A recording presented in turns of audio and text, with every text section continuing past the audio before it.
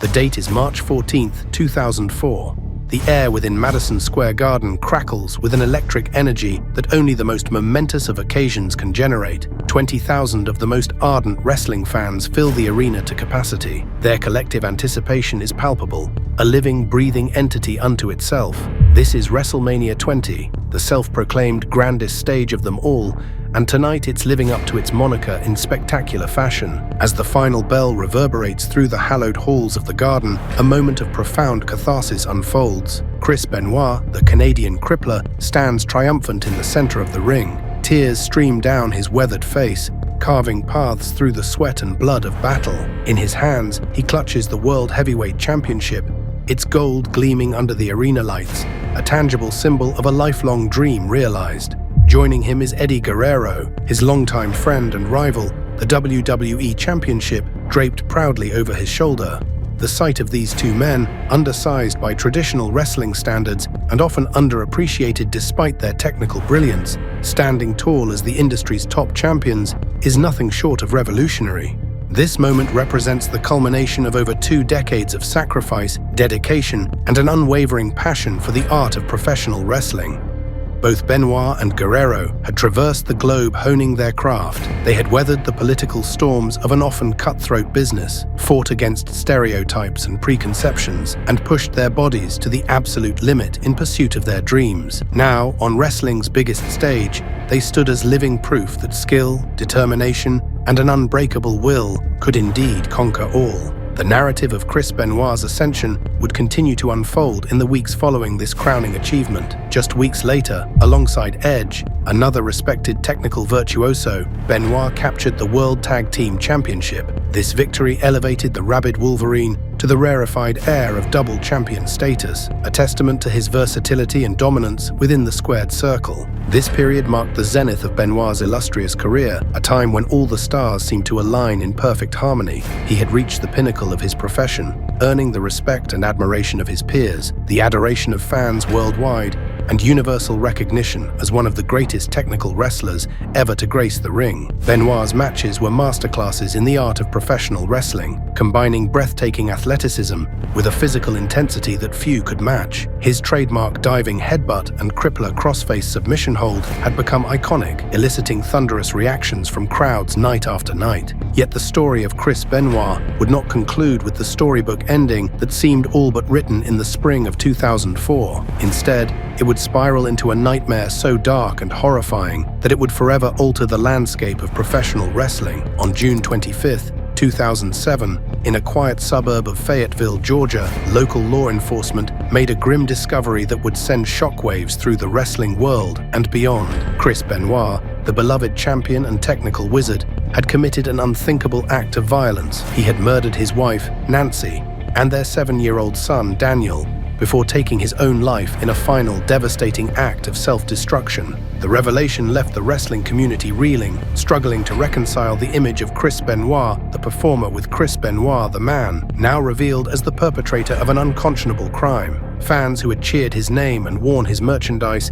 now found themselves grappling with a complex mix of emotions, including shock, anger, confusion, and a deep, pervasive sadness. How could a man celebrated for his intensity, work ethic, and in-ring excellence become the central figure in one of professional wrestling's darkest chapters? To understand the tragedy, we must first understand the man, his journey, and the world he inhabited. Christopher Michael Benoit was born on May 21, 1967 in Montreal, Quebec, Canada. From a young age, Benoit was captivated by the larger-than-life characters and athletic spectacle of professional wrestling. He idolized the Dynamite Kid, Tom Billington, whose innovative high-flying style and technical prowess would serve as a blueprint for Benoit's own in-ring persona. At the age of 12, Benoit had his first encounter with the business that would define his life, attending a wrestling event where he was mesmerized by the performances of Bret Hart and the Dynamite Kid. By his late teens, Benoit's passion for wrestling had evolved into an obsession. He began training in Stu Hart's infamous Dungeon, the same gym where some of the industry's greatest talents honed their craft through grueling workouts and punishing submission holds. It was here that Benoit developed the technical skills and toughness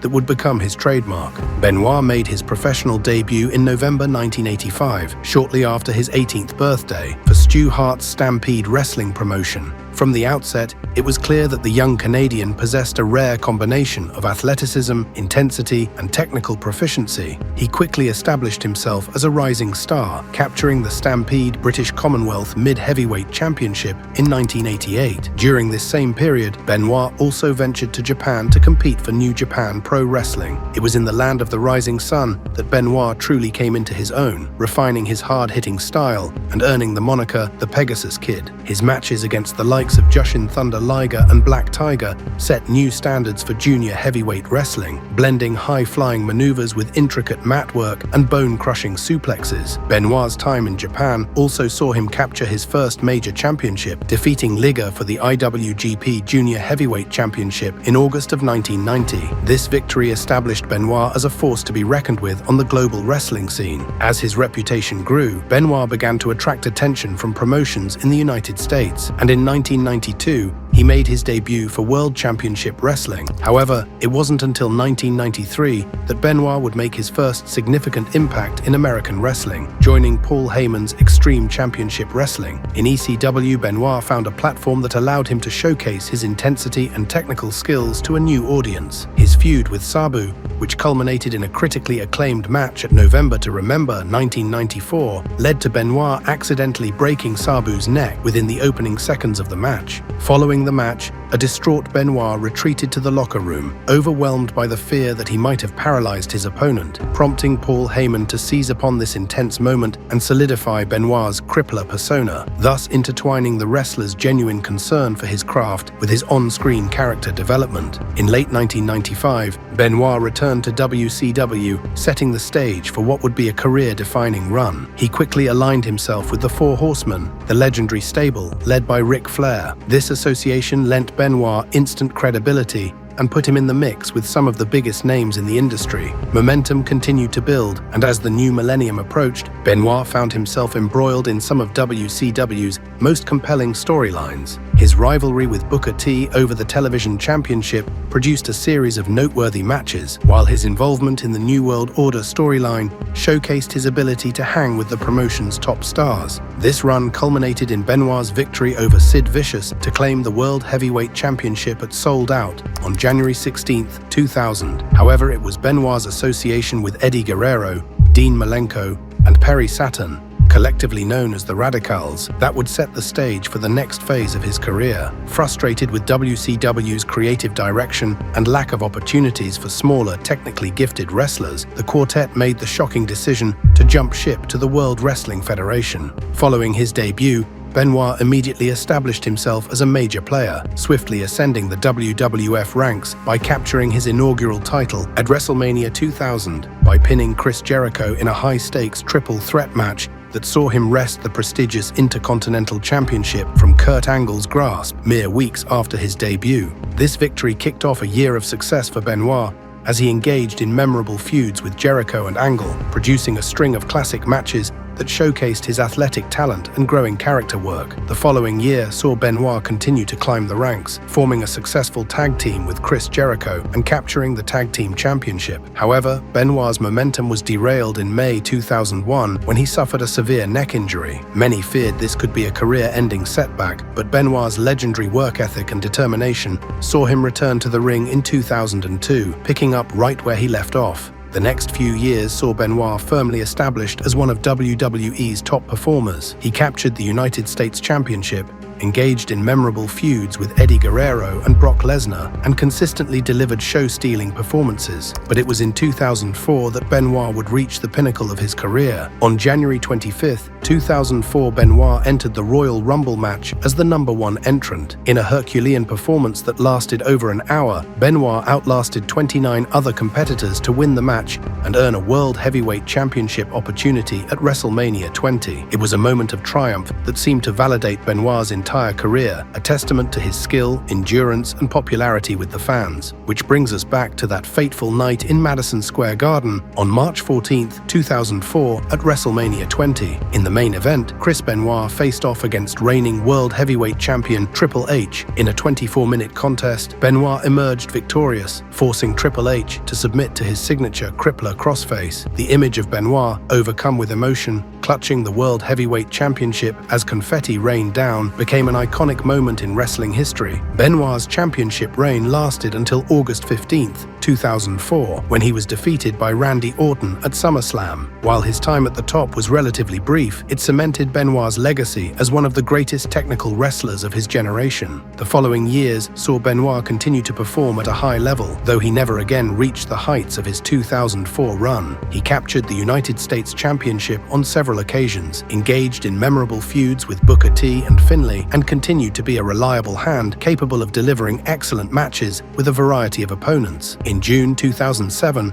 Benoit was scheduled to face CM Punk for the vacant ECW Championship at the Vengeance Night of Champions pay-per-view. However, Benoit no-showed the event, with WWE initially announcing that he was absent due to a family emergency. The truth, as the world would soon learn, was far more horrifying. On June 25, 2007, police discovered the bodies of Nancy, Daniel, and Chris Benoit in their Fayetteville home. The details that emerged were shocking. Benoit had murdered his wife and son before taking his own life over the course of a weekend. The wrestling world and the wider public struggled to comprehend how Benoit could be capable of such a gruesome act. In the aftermath of the tragedy, numerous theories emerged attempting to explain Benoit's actions. Some pointed to the effects of repeated concussions and chronic traumatic encephalopathy, a degenerative brain condition found in Benoit's post-mortem examination. A toxicology report revealed the presence of Xanax, hydrocodone, and elevated testosterone levels in Benoit's system, with the latter attributed to synthetic hormone treatment. The chief medical examiner posited that this testosterone elevation might have been due to ongoing treatment for a deficiency, potentially stemming from previous steroid abuse or testicular insufficiency. Crucially, the report concluded that there was no evidence linking these substances to Benoit's violent actions, effectively ruling out the popular roid rage theory as a catalyst for the tragic murder-suicide. This nuanced finding underscored the complex interplay of factors at work, challenging simplistic narratives about the role of performance-enhancing substances in Benoit's downfall. Julian Bales, the head of neurosurgery at West Virginia University, conducted extensive tests on Benoit's brain, and the findings indicated an advanced form of dementia, eerily similar to the conditions observed in retired NFL players who had suffered multiple concussions and subsequently experienced depression and violent behavior. This leads us to speculation regarding a potential motive. In 2003,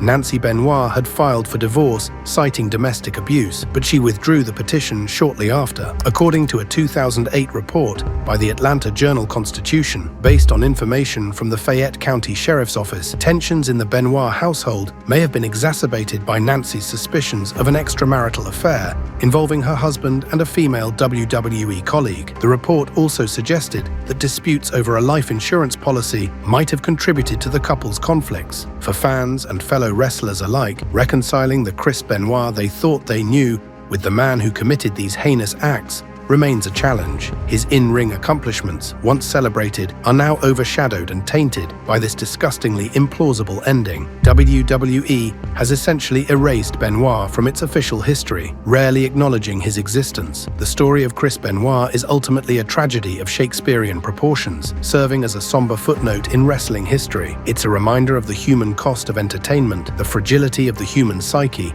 and the complex, often contradictory nature of our heroes. As fans, we're left to grapple with a legacy that's as complicated as it is tragic, forever changed by those fateful days in June 2007. Thank you for watching.